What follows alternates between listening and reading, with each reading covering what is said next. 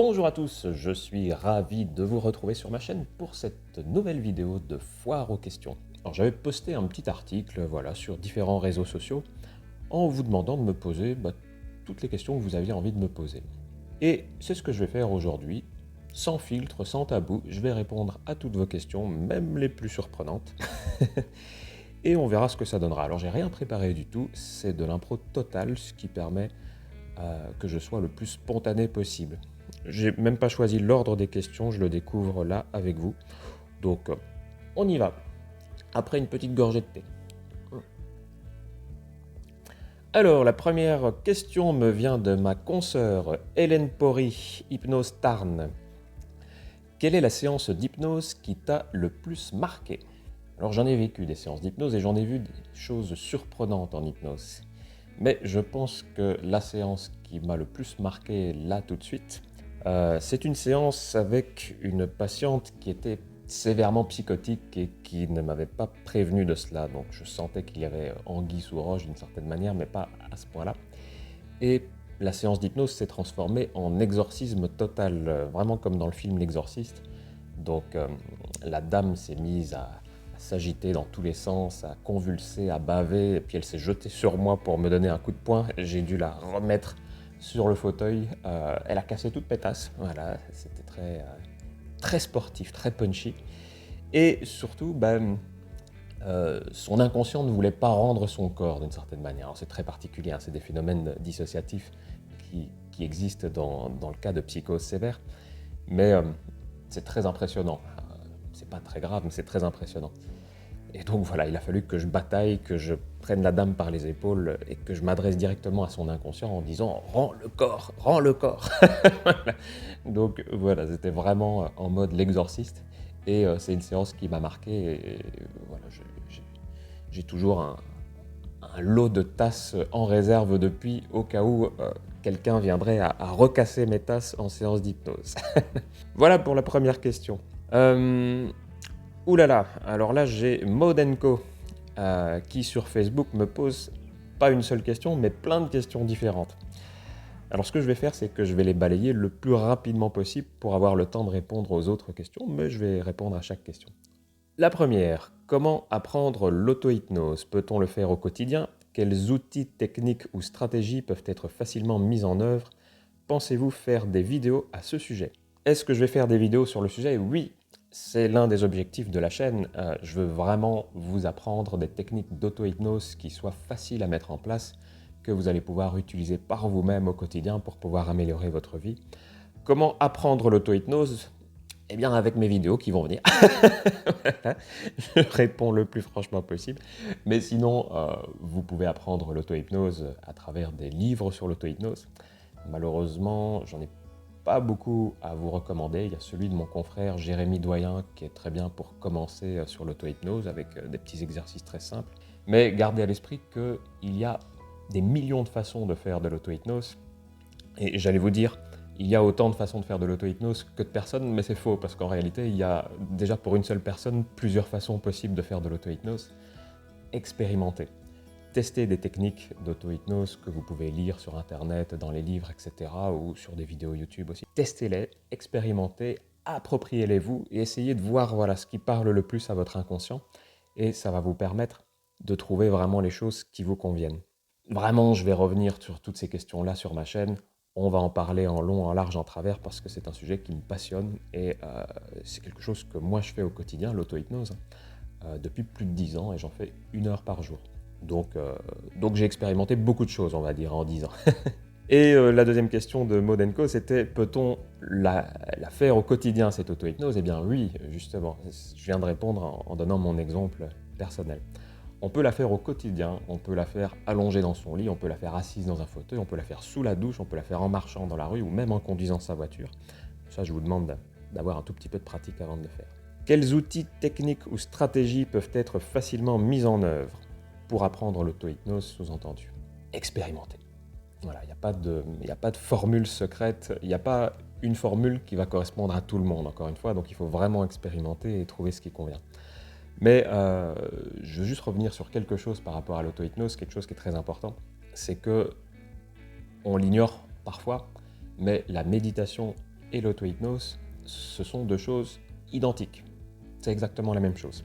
On a tendance généralement dans le milieu du bien-être, du développement personnel, etc., à catégoriser deux types de méditation. Les méditations passives, où on va être observateur de ses pensées, de ses émotions, etc., et les méditations actives, où on va aller justement interagir avec son inconscient. Et on range généralement l'auto-hypnose dans cette deuxième catégorie. En réalité, l'état méditatif et l'état d'auto-hypnose, c'est exactement la même chose, c'est un état transhypnotique, un état où on est en contact direct avec son inconscient. Ce sont juste des étiquettes, ce sont des noms différents qu'on va mettre là derrière. Mais voilà, il y a plein de façons de procéder, il y a des techniques qui sont vraiment de l'ordre de la relaxation pure, il y en a d'autres où on va vraiment interagir avec son inconscient, où on va faire des futurisations, des projections mentales, où on va faire du travail sur les submodalités, comme on appelle ça, c'est-à-dire qu'on va reparamétrer les perceptions internes de l'inconscient. C'est vraiment une pratique qui est passionnante et qui permet de se connaître à 100%, de devenir le meilleur ami de soi-même, comme j'aime le dire. Deuxième deuxième tranche de questions de Modenko, pourquoi l'hypnose ne fonctionne pas avec certaines personnes? Il y a une croyance en hypnose, c'est que certaines personnes ne sont pas réceptives à l'hypnose. Techniquement, oui, il y a une catégorie de personnes qui n'est que rarement réceptive à l'hypnose, ce sont les psychopathes. La psychopathologie est une maladie mentale où l'accès à l'inconscient est bloqué. C'est pour ça que les psychopathes ressentent difficilement des émotions. Et donc du coup, puisque cet accès à l'inconscient est bloqué, eh bien, c'est quasiment impossible de faire de l'hypnose avec des psychopathes. Mais si vous n'êtes pas psychopathe, et il y a de fortes chances que vous ne le soyez pas, parce que ça reste très très rare, eh bien vous êtes réceptif à l'hypnose, dans tous les cas. Mais ça ne veut pas dire que vous êtes réceptif à l'hypnose à tous les moments de la journée, ou avec tous les hypnothérapeutes. Concernant les hypnothérapeutes, il y a une question de feeling. La confiance, le lien de confiance est extrêmement important pour qu'une séance d'hypnose puisse se faire. Donc plus vous vous sentez en confiance avec l'hypnothérapeute, plus vous allez rentrer en état d'hypnose facilement. Si voilà, la personne qui est en face de vous, vous la sentez pas trop, vous dites voilà, elle n'a pas l'air bien dans ses baskets alors qu'elle parle de bien-être, etc., etc., eh bien, il peut y avoir des phénomènes voilà, de sécurité qui se mettent en place et qui vont bloquer les suggestions et qui vont vous empêcher de vivre pleinement la séance d'hypnose. Mais encore une fois, ce n'est pas parce que vous n'êtes pas réceptif à l'hypnose, c'est parce que vous n'êtes pas réceptif à l'hypnothérapeute qui est en face de vous. L'hypnose, c'est vraiment quelque chose qui est constitutif de notre humanité. Ça fait partie de notre cerveau, c'est un état naturel du cerveau qu'on vit tous les jours sans exception.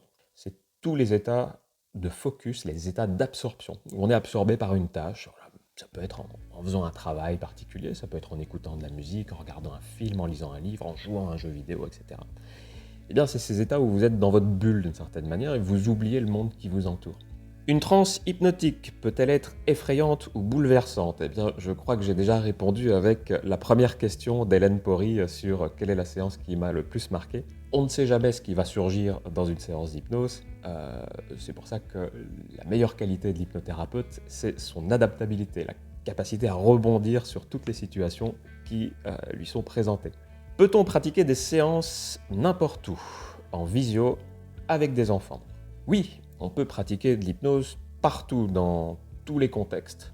On a tendance, en tant qu'hypnothérapeute, à créer un petit cocon de bien-être dans notre cabinet pour que les gens se sentent parfaitement bien lors de la séance d'hypnose. Mais il faut savoir qu'en réalité, on peut faire de l'hypnose vraiment partout. On peut en faire dans un parc, on peut en faire dans la rue, on peut en faire au travail, on peut en faire partout. Donc il n'y a vraiment pas de contexte spécifique pour faire de l'hypnose. On peut faire même de l'hypnose dans un contexte très bruyant d'ailleurs. Ça aussi, j'appuie là-dessus et c'est quelque chose sur lequel je reviens très souvent en formation parce qu'on a tous cette croyance que l'hypnose, ça s'apparente un petit peu au sommeil, donc il faut être très délicat, il ne faut pas briser l'état d'hypnose. Non, pas du tout. Un état d'hypnose, ça peut être quelque chose de très dynamique, donc il peut y avoir du bruit autour. On peut se servir d'ailleurs des bruits qu'il y a autour pour créer des suggestions hypnotiques et entraîner la personne encore plus loin. Un état d'hypnose, c'est quelque chose qui peut être très vivant. Donc voilà, on peut vraiment en faire partout. En visio, bah oui, puisqu'on peut en faire partout, on peut en faire en visio. Moi-même, je fais des séances en visio. J'en fais depuis le confinement. Avant, j'en faisais pas. Mais en réalité, on s'adapte à tout. Et le confinement a fait que on a dû développer d'autres méthodes de séances d'hypnose. Et les séances en visio se passent très très bien. Et en plus, ça m'a permis de faire des séances avec des gens qui habitaient en Espagne, en Suisse, au Maroc, etc., que je n'aurais pas pu rencontrer sans cela. Donc je suis très très content finalement de faire des séances en visio aujourd'hui. Avec des enfants. Oui, l'hypnose fonctionne hyper bien avec les enfants. J'aurais même tendance à dire, mais là je prêche pour ma paroisse, que ça marche mieux avec les enfants que 99% des autres thérapies. Pourquoi ? Parce que c'est extrêmement ludique l'hypnose. On va pouvoir faire participer l'enfant, on va pouvoir lui faire vivre une aventure, le faire rencontrer son imaginaire, etc. Donc c'est génial pour les enfants. Et ce qui est fou d'ailleurs, c'est que les enfants vont changer beaucoup plus vite en hypnose que les adultes la plupart du temps. En moyenne, voilà, vous pouvez faire 6 séances avec un adulte. En une seule séance, vous allez avoir le même résultat avec un enfant. Les suggestions passent parfois beaucoup plus vite. Alors, l'hypnose, est-ce que c'est pour régler des problèmes ou des conflits? Ou bien peut-on aussi la pratiquer quand tout va bien? Eh bien, comme je vous ai dit, moi, je fais de l'auto-hypnose depuis 10 ans. Vous imaginez qu'en 10 ans, j'ai plus beaucoup de problèmes à régler. Alors, ça peut revenir de temps en temps, hein. Il peut y avoir des phases de vie où on a des trucs qu'on a besoin de régler. Mais en tout cas, pour répondre à la question, non, on peut faire de l'hypnose pour améliorer certaines choses aussi. On peut améliorer sa mémoire, on peut améliorer sa confiance, on peut améliorer ses capacités d'élocution, etc., etc. On peut faire plein de choses en hypnose. Une dernière question de Modenco. Avez-vous des livres sur l'hypnose ou pas qui vous ont accompagné dans votre vie et en quoi à conseiller ou au contraire? Est-ce que certains ne devraient pas être ouverts? Je ne suis pas favorable à la censure littéraire, donc je ne dirais pas qu'il y a des livres à condamner et que certains ne devraient pas être ouverts. Non, il y a des livres qui sont très médiocres, très mauvais, mais des livres dangereux, non. Un livre, c'est un outil, donc effectivement, on peut en faire du bon, on peut en faire du moins bon. Ça dépend de la morale de la personne qui va s'en servir, en fait. Donc, il n'y a pas de livre que je condamne, pas du tout. Par contre, des livres qui m'ont accompagné dans ma vie, alors en hypnose, il y a un livre qui m'a marqué, c'est celui de Dave Hellman, qui n'a pas été traduit en français, qui s'appelle Hypnotherapy, que j'ai adoré. Mais c'était vraiment au tout début de ma pratique de l'hypnose. Je ne sais pas si j'aurais le même regard aujourd'hui en le relisant, mais en tout cas, ça m'avait passionné. Et donc, c'est un livre où Dave Hellman, un grand hypnothérapeute des années 50, qui était contemporain de Milton Erickson, explique sa vision de l'hypnose, sa pratique de l'hypnose, ses techniques, etc. Il y a un autre, pas livre, mais un essai qui a été vraiment une claque pour moi. C'est celui du psychologue américain James Hillman, et qui s'appelle Le polythéisme de l'âme. James Hillman aborde un sujet qui m'est cher et qui est celui de la multiplicité de l'inconscient, donc le fait que l'inconscient n'est pas un tout uniforme, mais qu'il est constitué de plein de parties différentes qui ont chacune leur dynamique propre. Et ça a été vraiment non pas une révélation, parce que je m'en doutais déjà un petit peu au fond de moi-même, mais en tout cas une confirmation de ses intuitions personnelles. Et j'ai adoré. Et puis, en dehors de l'hypnose, oui, il y a plein de bouquins qui m'ont marqué. Plein.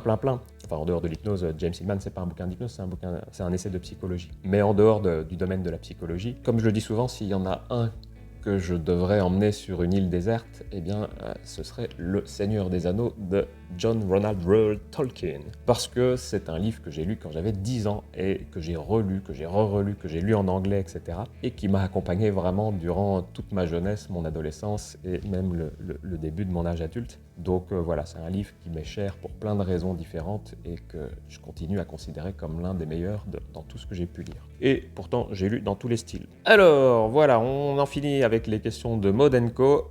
Il y en avait beaucoup, mais j'y ai répondu. Et on passe à Aurélie Nanou. Quand vous faites des séances d'hypnose, est-ce que ça vous fatigue ou vous prend de l'énergie ou un impact sur vous ou pas du tout?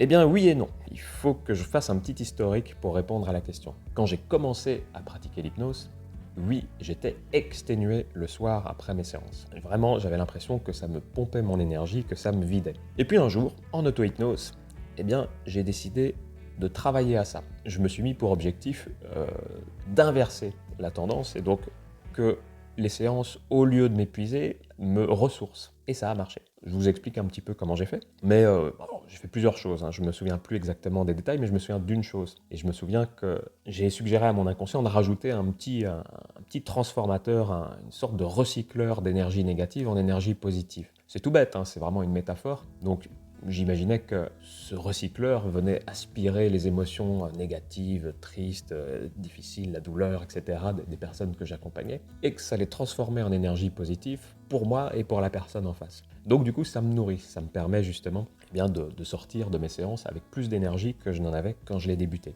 Et ça marche super bien, parce que vraiment aujourd'hui, je peux enchaîner 8 séances d'hypnose d'affilée, et même si je suis un petit peu fatigué, c'est normal, je me sens bien. Je me sens bien et c'est ce qui compte vraiment le plus. Après, il y a certaines séances qui sont plus difficiles que d'autres. Mais c'est pas la séance d'hypnose en elle-même qui est fatigante, ça va plus être l'à côté. Par exemple, le discours pré-hypnotique qu'on va avoir avant la séance. Quand vous avez quelqu'un qui a vraiment peur de l'hypnose et qu'il faut réexpliquer comment ça fonctionne, rassurer la personne, voilà, etc. Ça demande un petit peu d'énergie, ça demande un peu de concentration. Voilà, c'est plutôt ça qui va fatiguer que la séance en elle-même. Et puis, il faut savoir une chose aussi, une chose très importante, c'est que quand on fait une séance d'hypnose en tant qu'hypnothérapeute, eh bien, on est soi-même en état d'hypnose. Et l'état d'hypnose est un état dans lequel le corps se repose beaucoup plus facilement que dans un état de sommeil. Ça a été démontré scientifiquement, c'est que les cellules du corps se régénèrent plus vite en état d'hypnose qu'en état de sommeil. Donc voilà, c'est quelque chose que je peux ressentir. Parfois, j'ai vraiment l'impression, après avoir fait des séances d'hypnose, de me sentir plein d'énergie, d'avoir vraiment récupéré. Et c'est vraiment chouette comme sensation, mais encore une fois, une sensation que je n'avais pas du tout au début. Donc il faut donner les bonnes directions à son inconscient. Et une seconde question, l'hypnose pour vous, c'est inné ou c'est une découverte avec la vie ? L'état d'hypnose, il est inné, comme je l'ai expliqué tout à l'heure, c'est-à-dire que tout le monde le vit, l'état d'hypnose au quotidien. Ça, c'est un fait. Par contre, moi, ma découverte de l'hypnose en tant que pratique thérapeutique, pratique professionnelle, ça, c'est une découverte de la vie, c'est-à-dire que c'est une histoire de parcours, de chemin. Je suis venu à découvrir l'hypnose alors que ce n'était pas du tout ce que j'avais prévu de faire initialement. Donc voilà, c'est de fil en aiguille. Moi, je suis anthropologue, historien des religions de formation, et c'est en vivant des rituels dans des sociétés traditionnelles que j'ai vécu les premiers phénomènes de transe hypnotique, que je n'avais pas encore appelé transe hypnotique à l'époque, et que j'ai découvert que c'était de l'hypnose par la suite. Et c'est comme ça que je me suis intéressé à l'hypnose et que je me suis mis à apprendre, à faire des formations sur le sujet, etc. Je reviendrai peut-être un jour plus longuement sur mon parcours, parce que vous verrez qu'il y a eu plein d'étapes et plein de choses intéressantes qui se sont produites. Donc peut-être même que je ferai une vidéo complète sur le sujet un jour. Sur Instagram, la petite Tourangelle me pose la question: comment en es-tu venu à l'hypnose ? Bon, je viens de répondre, mais je vais donner un petit détail en plus, voilà, pour répondre davantage à la question. La première transe que j'ai vécue dans ma vie, c'était avec un babalao béninois. Donc c'est un prêtre polythéiste du Bénin, de l'ethnie Yoruba. L'ethnie Yoruba, c'est une ethnie extrêmement importante en Afrique, d'une richesse culturelle extraordinaire, d'ailleurs qui a rayonné partout dans le monde, et notamment en Amérique et en Amérique latine, avec l'esclavage, etc. Donc on retrouve cette culture Yoruba à Cuba, on la retrouve au Brésil, on la retrouve sur toute la côte américaine. Et voilà, donc j'avais vécu un rituel très très long, un rituel de plus de 6 heures, enfin 12 heures en tout, plus exactement, parce que c'était en 2 fois, mais pour déterminer quel était mon orisha, donc mon dieu directeur. Et on considère là-bas que tous les dieux sont en nous, mais qu'on en a un qui a plus d'influence que les autres. C'est très psychologique comme conception spirituelle des choses, donc c'est intéressant parce que ça rejoint les travaux de Carl Gustav Jung, de James Hillman que je vous ai cité tout à l'heure. Pour ce rituel, eh bien, il y a un prêtre babalao qui m'a mis en transe par des techniques hypnotiques que je ne connaissais pas encore, et j'ai vraiment vécu une transe hypnotique qui était puissante, et c'est à partir de ce moment-là que je me suis dit: qu'est-ce que j'ai vécu là? Je veux comprendre, je veux apprendre. Et en découvrant que c'était de l'hypnose, eh bien, paf, la boîte de Pandore était ouverte, et l'hypnose a fait partie de ma vie depuis. Alors, Hypnose Coaching Bruxelles me pose la question: comment allez-vous? Eh bien, je vais super bien. Et d'ailleurs, j'en ai un petit peu parlé dans ma vidéo sur les secrets du bonheur, j'en ai parlé sur Instagram aussi, mais je suis quelqu'un d'extrêmement heureux dans la vie, pour plein de raisons, mais pour les 5. Je suis heureux, mais je ne suis pas très bon en mathématiques. Pour les 5 clés que j'ai mises en place dans ma vie et que je décris dans mes autres vidéos, donc les 4 secrets du bonheur et puis le 5e secret du bonheur. Donc voilà, je suis vraiment quelqu'un de très très heureux. Et c'est pas du tout du pipeau pour me vendre ou quoi que ce soit, pas du tout. Je suis quelqu'un d'optimiste, quelqu'un de joyeux par nature, quelqu'un qui aime la vie profondément. Et pourtant, j'ai vécu des choses difficiles, hein. J'ai traversé des périodes assez dures comme tout le monde, même à devoir faire les poubelles pour pouvoir me nourrir pendant plus d'une année, etc. Mais justement, moi je vois toutes ces choses-là comme des apprentissages. Et ces apprentissages nous rendent encore meilleurs, encore davantage capables de faire des choses et de rebondir, quelles que soient les étapes, quels que soient les challenges de la vie. Donc voilà, je vais bien. Alors, oui, alors ça m'a fait rire. Il y a 2 personnes qui m'ont posé la même question. Les Rois de Cœur et GG Fanfan m'ont posé la question: comment fais-tu pour avoir un crâne aussi beau? Ce crâne, eh bien, il n'est pas si beau que ça. Il faudrait que je vous montre parce que j'ai une cicatrice. Alors, je ne sais pas si je peux m'approcher de la caméra. Hop. Alors, est-ce que vous allez voir là? Ouais, je sais pas si ça se voit bien, mais en fait j'ai l'os qui est renfoncé là dans mon crâne parce que je me suis pris un coup d'épée. Oui, j'ai un passé un peu turbulent. Alors j'ai fait de la reconstitution viking pendant de nombreuses années. J'ai fait du combat médiéval, on appelle ça le Beour aujourd'hui, ou les AMHE, donc les arts martiaux historiques européens. Et c'est quelque chose que j'adorais et que malheureusement je ne fais plus aujourd'hui. Alors c'est peut-être aussi parce que justement j'avais envie de me calmer un petit peu et que j'ai eu plusieurs doigts cassés. Enfin, j'en ai eu 9 sur 10, il n'y a que celui-là qui n'a jamais été cassé. Donc à un moment donné, je me suis dit, on va se calmer, on va faire des choses plus douces, on va faire de la méditation, etc. Mais ça me manque un petit peu quand même, donc c'est pas dit qu'un jour je ne reprendrai pas l'escrime. On verra. Mais en tout cas, voilà, c'était juste pour rigoler, hein, pour vous montrer que j'ai cette cicatrice-là.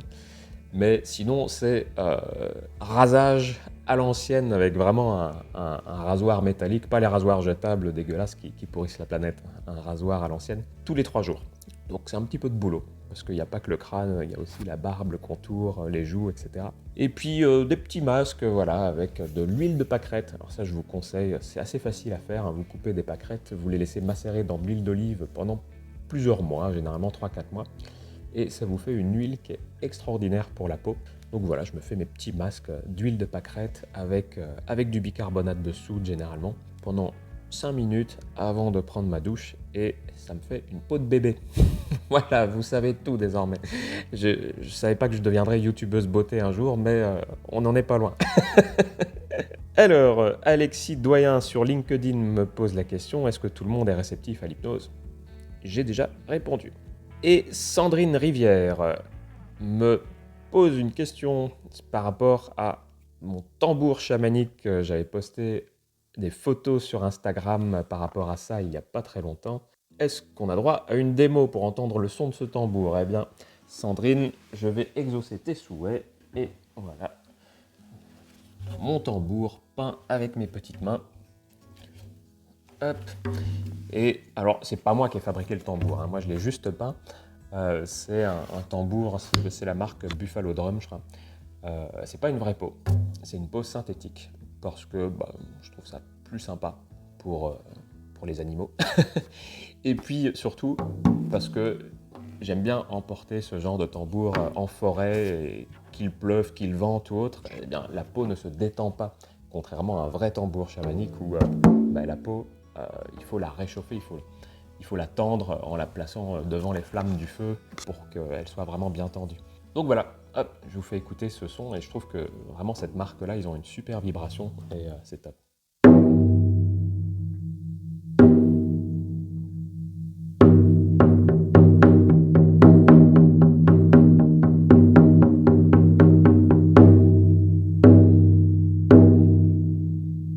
Voilà, et vous ne vous en rendez peut-être pas compte, hein, parce que le son forcément est enregistré par le microphone, mais ça fait trembler presque toute la pièce. Donc il y a vraiment une vibration qui est assez extraordinaire. Voilà Sandrine, j'espère que tu es contente d'avoir eu cette petite démo. Eh bien je crois que j'ai fait le tour de toutes les questions. Merci à vous encore de votre suivi, merci de vos likes, de vos partages, ça fait chaud au cœur. Et n'hésitez pas à mettre un pouce sous la vidéo si elle vous a plu, de mettre un commentaire et surtout de partager encore et encore, c'est ce qui permet à la chaîne d'être connue. Merci à tous et je vous dis à très bientôt.